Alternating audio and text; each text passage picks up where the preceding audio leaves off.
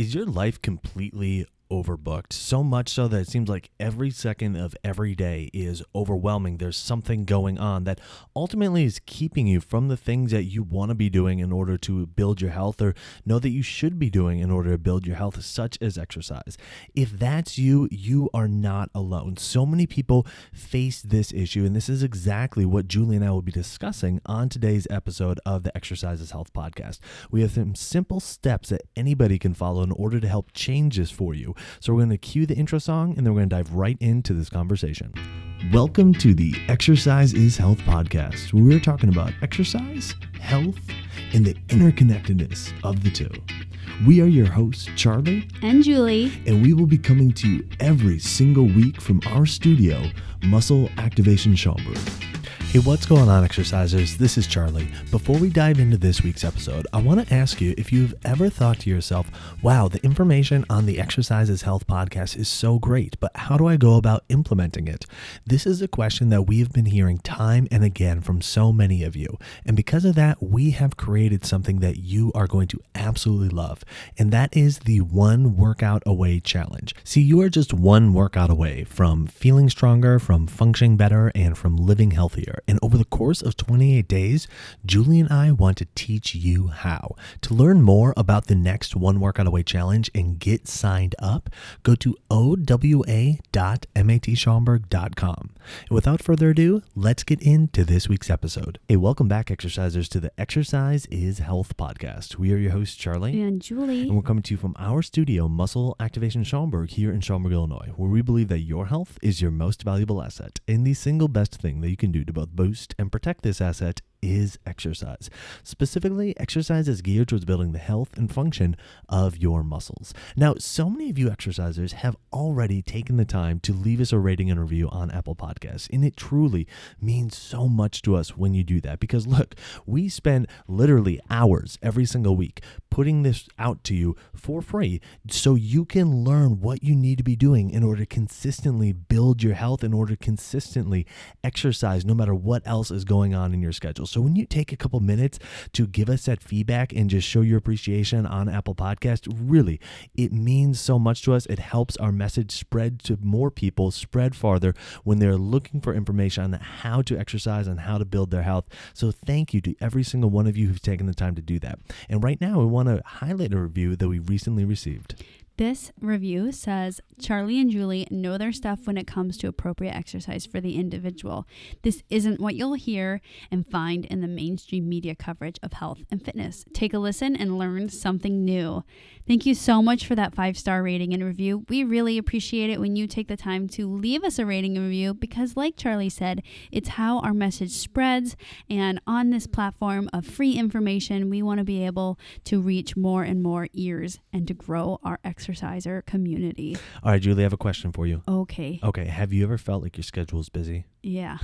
Have you ever felt like there was a lot going on in life? Yeah. Yeah, same here. Right on, right? So, I mean, I think everybody can relate to that as like, wow, yeah, there's a lot going on. Even when people don't have much going on, we still like to default to saying that there's a lot going on. Right. And so that's the reality of, how most people perceive their lives and perceive their schedules. And there's nothing wrong with that, except when that story and that belief starts to prohibit us from doing the things that we know we should be doing, and doing the things that we want to be doing in order to build our health, in order to help our bodies feel and function better.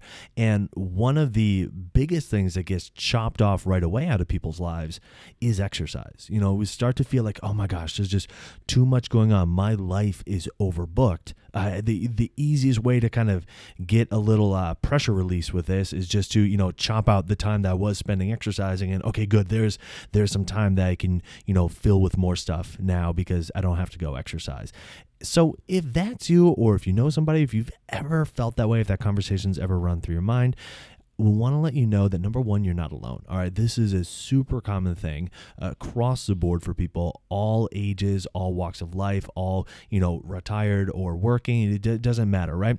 This is something that we all face at one point or another, and some of us face it for longer periods of our lives. But we also want to let you know that there's a simple system that you can implement in order to provide a sustainable solution to be able to exercise consistently. Because if you've listened to our podcast for any length of time, you know that exercising consistently is something that we all need to be doing for the entirety of our lives. So the question is, well, how do we go about doing that if we feel that our lives are currently overbooked? Absolutely, Charlie. I think this is one of the biggest things that we hear from people. I think we just live in a society of go, go, go, book, book, book. The more I'm doing, the better things are going to go. And then we love people and we're responsible for people. And then their junk gets put in our schedule and all that.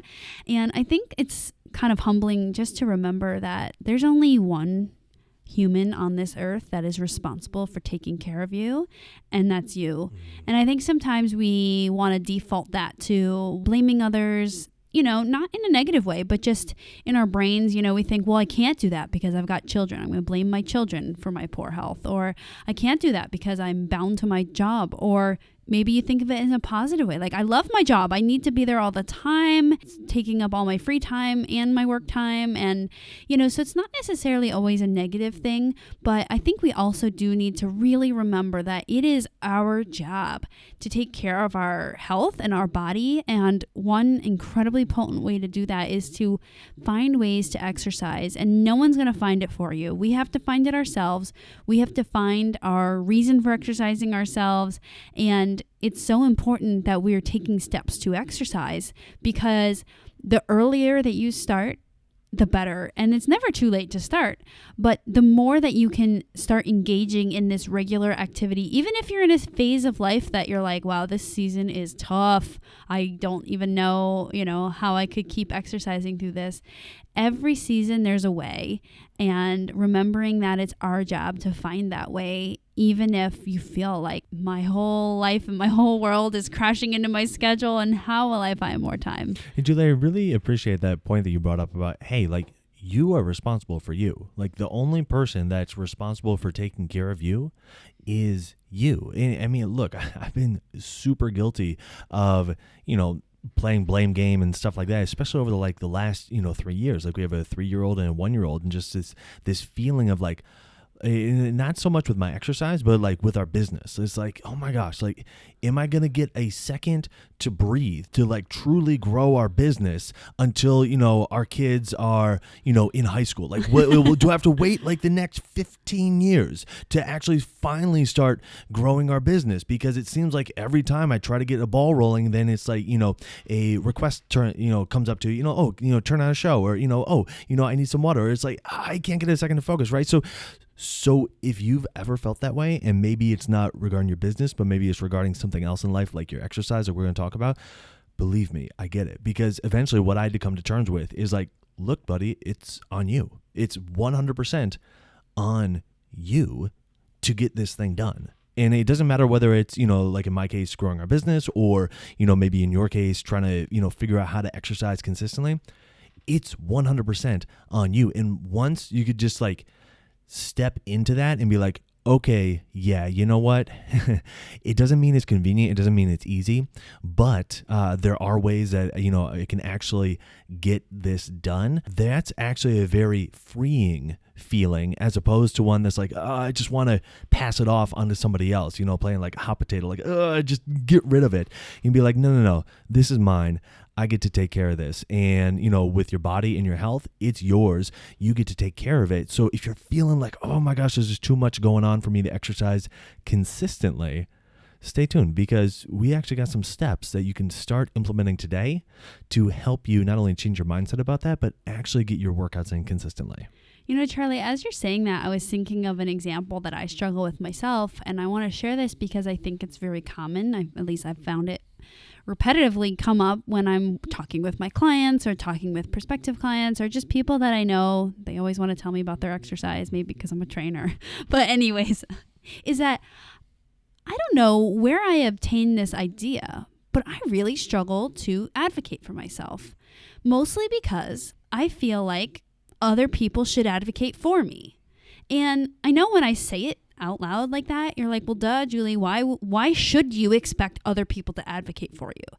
And here's the thing, is that I justify it in my head, or my brain justifies it. Well, because people love me. Well, because people care for me. Well, if I really needed it, other people would see that I need this time and they would volunteer to take over for me. And now, guess what? Sometimes that happens. Sometimes Charlie can read my brain and he says, you should get on the bike right now. I got the kids. Or, go do this. But Charlie is not a mind reader. Your loved ones are not mind readers. Your doctor, your trainer is not a mind reader. So seeing what's happening in your life and being able to advocate for yourself by saying something simple like, hey, I need to exercise 3 days a week. What can we do together to make sure I can get that in?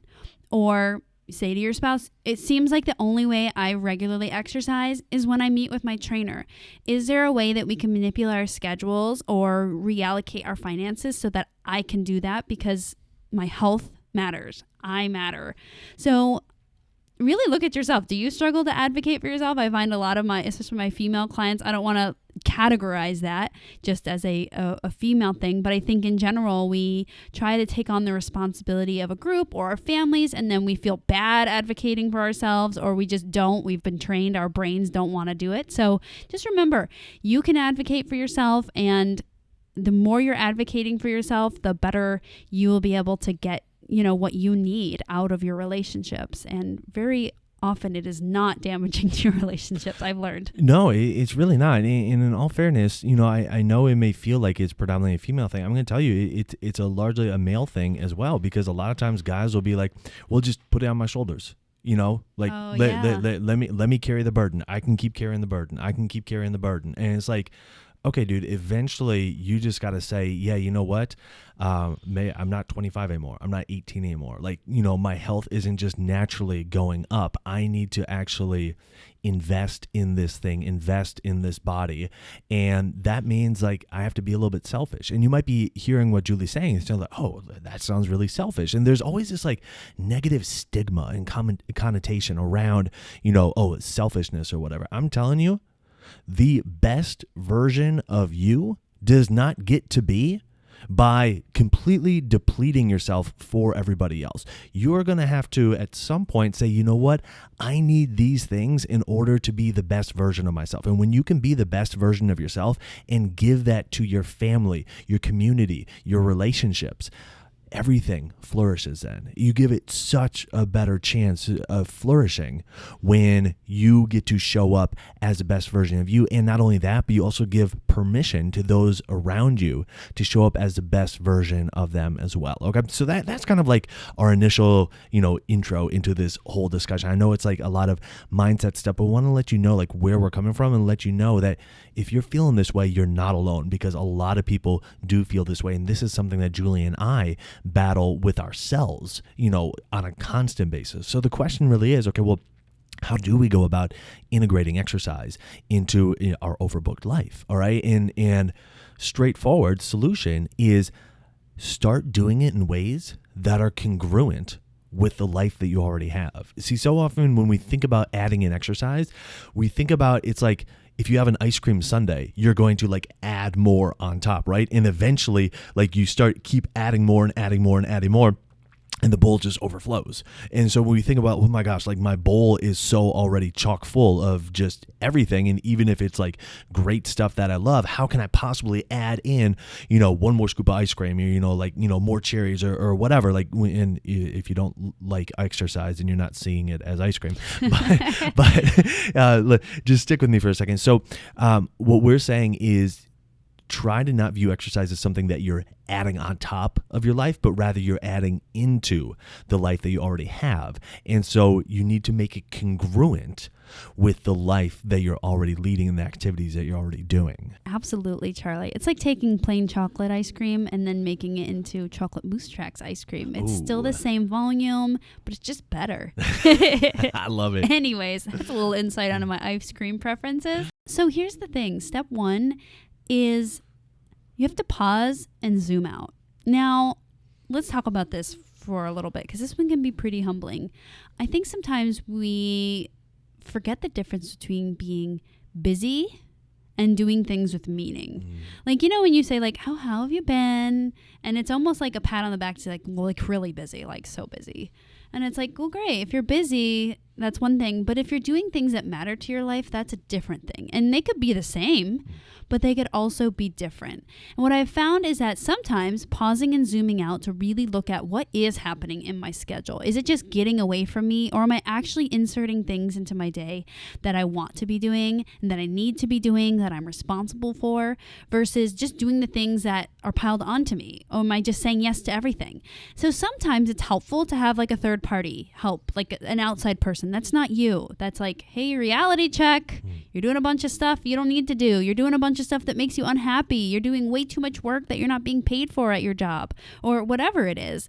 And sometimes you can do that with yourself. Now, if you do that with yourself, I think the key is to like zoom out and look as emotionless as possible to your tasks in the day. Because I think we chronically say yes to things, and we chronically put things into our schedule that don't need to be there when we feel emotionally obligated to them, but we don't actually need to be emotionally obligated to them. Yeah, the zooming out part is really important, because when you are in the thick of your day and you're going from one thing to the next, to the next, to the next, it's going to feel like you have absolutely no time to do anything additional. And the way I like to describe this is, if you've ever been in a corn maze, when you're in the thick of the maze, it all just looks like corn. Right? Like you can't see the pattern, you can't see the exits, you can't really see anything aside from corn.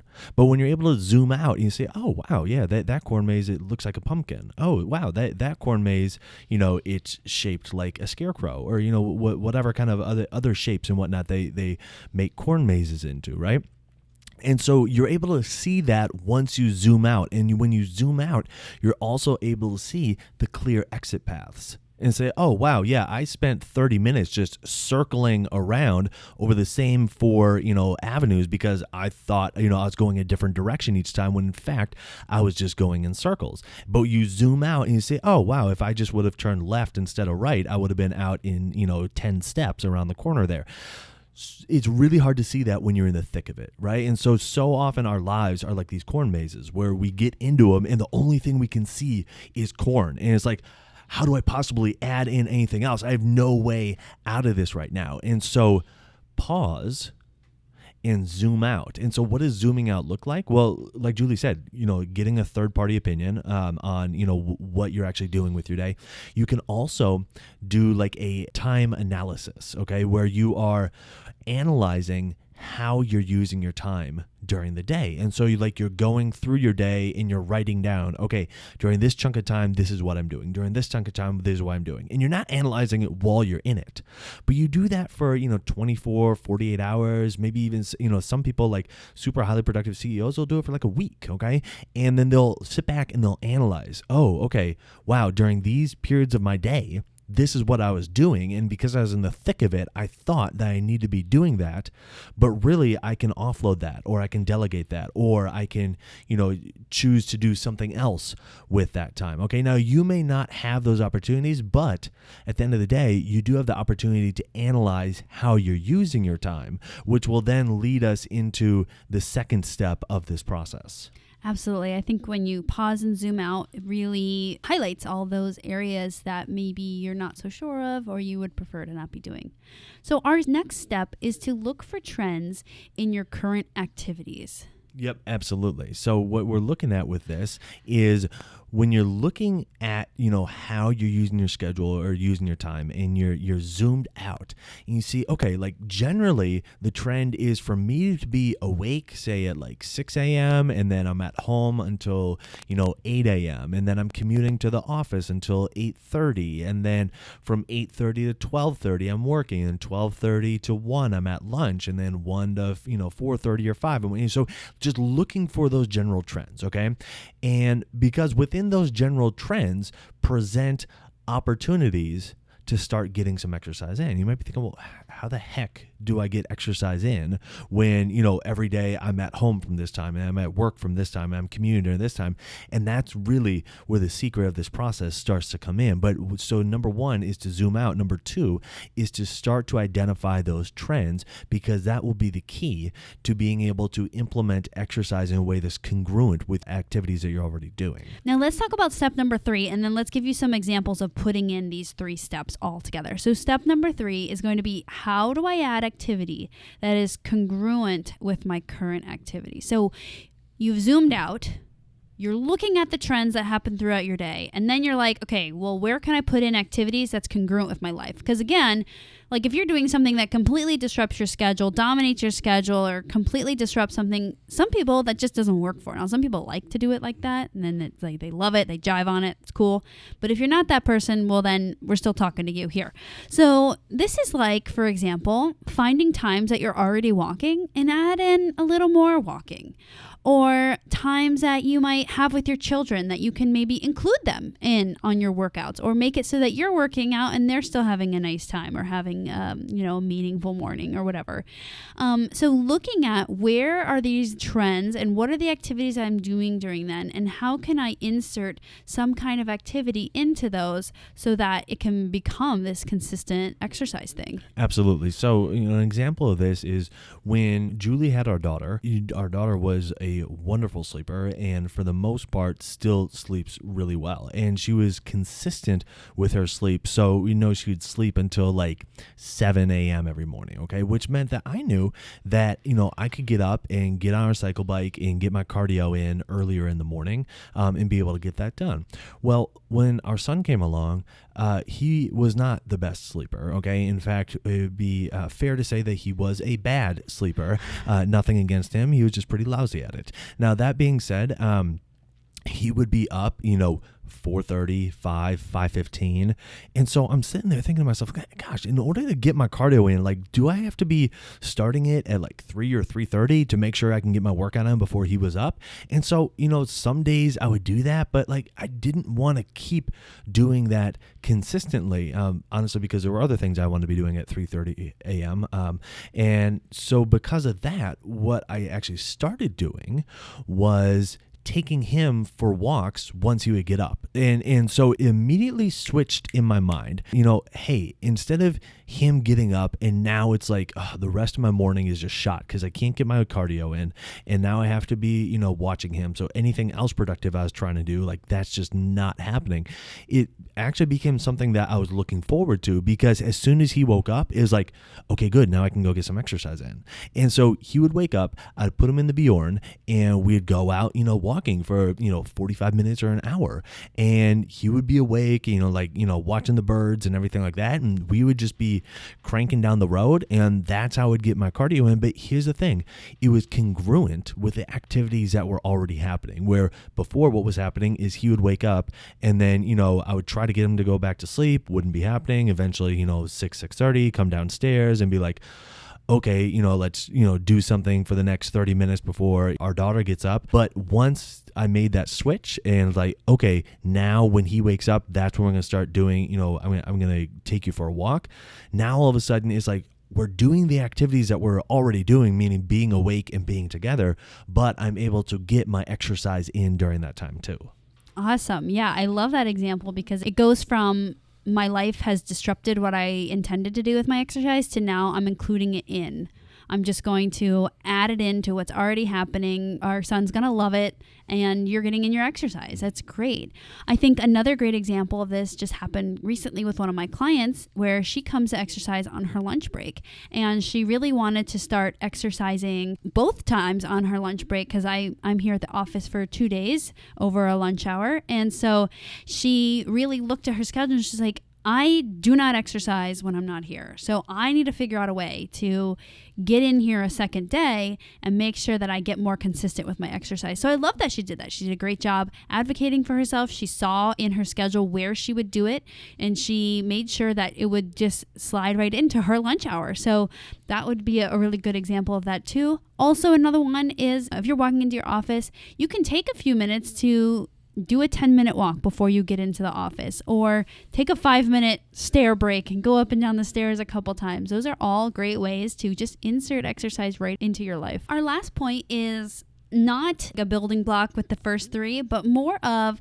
prioritizing what you will do over what is logical money-wise or time-wise. I think a lot of times we tell ourselves stories about, we have to do things that are convenient. We have to do things that, work. But I think in our head, we all know what we want to do and what we will do. A great example of this is, let's say you love playing tennis and you're like, man, if I could just do a tennis class once or twice a week, I know I would show up for that because I would look forward to it. And then you look at yourself and you say, well, I already can't find an hour to exercise. How will I find an hour for tennis class? And right now, I'm saving $50 a week, and now I would have to spend it on the class. And, will that be worth it? Anyways, so get over the logical parts of, being prohibited by a cost for something that you can afford or that you're willing to pay for, and the time. Because if you are able to find things that you will do, you're excited about, things that are interesting to you, well, then sign up for them. This can also go with hiring a trainer. You don't even know how many times I have met people, talked to them, and eventually I realized that they would be a great fit for personal training, but they have a story in their head that training is for a certain type of person. And as soon as I invite them directly to come train with me, it's they're like, yes. And then they start on this journey of exercising regularly. I've had a handful of clients where I've said, you'd be a great client. Do you want to come work with me? And it's they needed that invite because they weren't really seeing it themselves. So I invite you to really break down the barriers of the logicalness of time and money and really sign up for stuff you're going to do. Yeah, I really love this last point because, it's giving yourself permission to move past the stories that we have in our head. And that's not an easy thing. Don't get me wrong. I'm not, saying that that's an easy thing. It's not an easy thing. And, when you first start doing it, you may have to really fight yourself on those stories that keep popping up time and again. But if there's something that you want to do and it would be beneficial for you to do from your health perspective, from how your body's feeling, everything like that, then give yourself permission to go and do that thing, okay? I'm not saying that, you need to go into massive amount of debt in order to be able to do that, or you need to, be missing your kids' birthday parties or anything like that in order to do that. That's not what we're saying. That's, there's such extreme examples that we oftentimes jump to is well, there's no possible way that I could afford this. Really? Or do you just want to tell yourself that story because now you've set up the parameters of kind of what you are going to allow yourself to do. So if there's something that you would truly enjoy doing, that that if you would do it, you would stick with it consistently, that would be fun for you, be exciting, go do that thing. Give yourself permission to go do that thing and do your best to break past the stories that we all have in our heads about what we are and are not allowed to do. Because that in of itself can be one of the most powerful things you do to start to change your story around exercise and the role that exercise plays in your life and how it fits into your life, okay? Because the reality is if we don't do these things, if we don't zoom out, if we don't put a pause and start to look for, trends within our schedules and then start to insert exercise in ways that is congruent with our current activities, guess what? Then we just continuously reinforce this story within our heads that we're too busy to exercise, or, working out consistently, it's just for other people. They have it all figured out. They have all their ducks in a row. They don't have, kids to manage or a household to manage or a career to manage or anything like that. If I had their life, I would be able to, but my life, I can't. We just continuously reinforce this story. And the more we reinforce it, the more difficult it becomes to break free from. All right. And we all have stories around things that we do and things that we don't do. And we want to give you permission today to start to break down the stories that you have about exercise, your time, your schedule, and what you believe you can and can't do. Because on the other side of that, what it looks like is you enjoying life more. What it looks like is you being able to do the things you want to do with the confidence of your body, that your body can continuously do them, that you're not going to get injured, that you're going to feel great, you're going to have a great time, that you can find joy every single day in the activities that you're doing, okay? You break free from the story that you're currently telling yourself, you step into the one that's on the other side of that, and everything can change for you.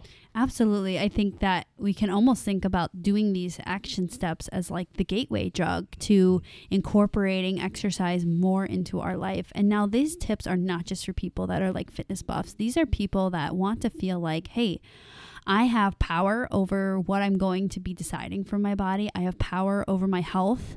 I have power over my schedule, and really advocating for yourself so that you can continue to have that power and to continue to do things that you know you need to do for your health, and really breaking down those emotional barriers to figuring out, well, why isn't this working for me? Why can't I drink the Kool-Aid or whatever, you want to think of it? Because I think we all know that exercise is just a mandatory part of our life. I think what's kind of interesting is Charlie and I always, talk to you guys, and you guys are our exerciser community where you guys are regular, lifelong exercisers. But what's interesting is that really everyone in this world is a lifelong exerciser.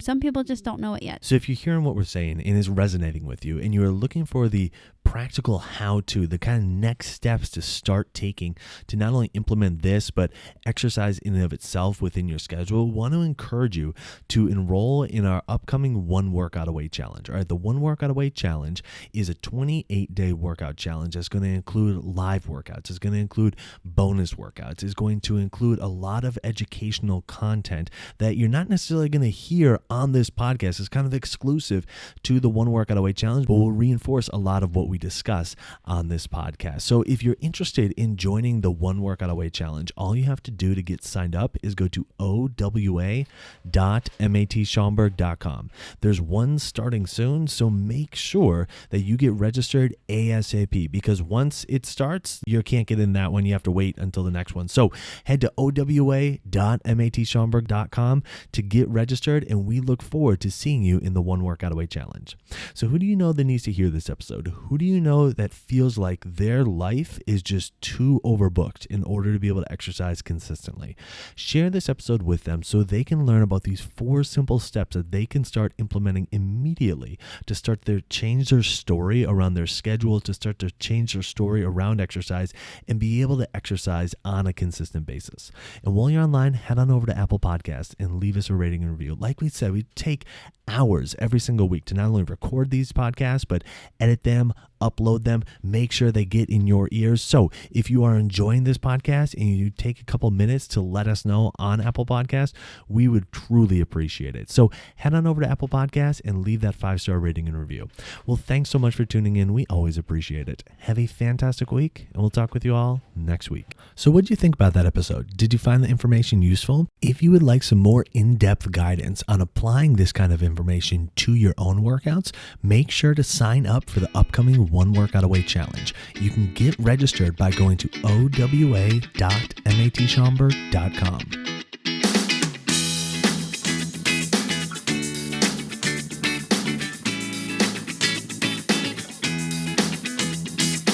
This podcast is for information purposes only. The statements and views on this podcast are not medical advice. This podcast, including Julie and Charlie Cates, disclaim responsibility for any possible adverse effects from the use of information contained herein. Opinions of guests are their own, and this podcast does not endorse or accept responsibility for statements made by guests. This podcast does not make any representations or warranties about guest qualifications or credibility. This podcast may contain paid endorsements or advertisements for products or services. Individuals on this podcast may have a direct or indirect financial interest in products or services referred to herein. If you think you have a medical issue, consult a licensed physician.